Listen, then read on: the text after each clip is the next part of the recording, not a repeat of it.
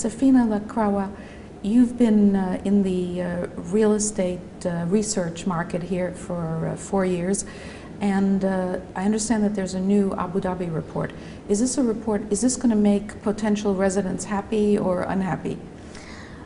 It depends on whom you're asking, really. I mean, if you're asking a landlord, probably not happy.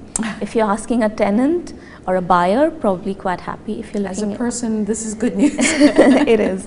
So, I mean, I'll start with what really matters the most, residential. Our conclusions with regards to residential have been that the oversupply is likely to continue up to 2012. Now, this is based on very well done supply numbers and demand estimates based on econometric modeling and so on. But having said that, when I say that 2012 will still, the oversupply or the supply demand imbalance will continue up to 2012 and maybe even further, does not mean excuse that. Me, isn't most of it on the high end though? There's not enough sort of middle class housing? I agree with that. I mean, the scope in the market right now is for middle income housing, no doubt. If someone wants to launch a project now or start a project now, I would advise don't look at the high end at all. But having said that, still what supply is going to come in is not adequate for the market. In spite of that, we don't see prices rising. Mm-hmm. We have seen in 2009 and continue to see it in 2010, rents and prices are on the decline. The reason for that is twofold. There's two aspects which come into the picture. One is affordability.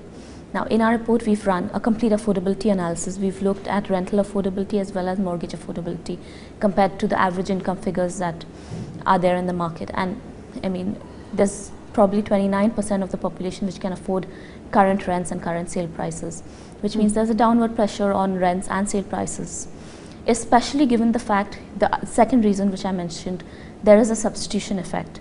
The whole Dubai aspect that has come into the picture recently, or as early as early 2009. People moving to Dubai. Exactly. And working in Abu Dhabi. Yes. Exactly. And commuting. Yeah. You can't look at the two markets in isolation anymore. You can't say that okay, Dubai is oversupplied and Abu Dhabi is undersupplied.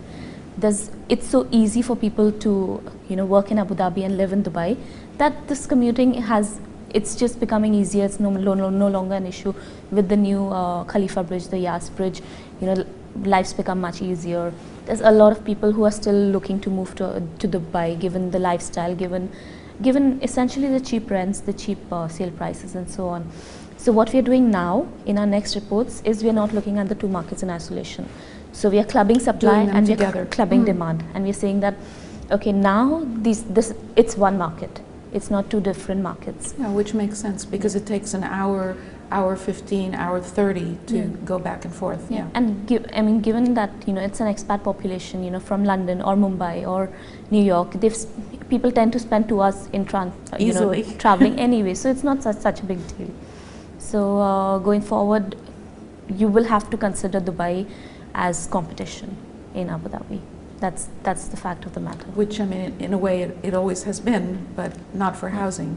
Yeah. Exactly. Yeah, it's just more confounded now. Now that Dubai rents are half of Abu Dhabi's rents, it really hurts to give that much more in Abu Dhabi.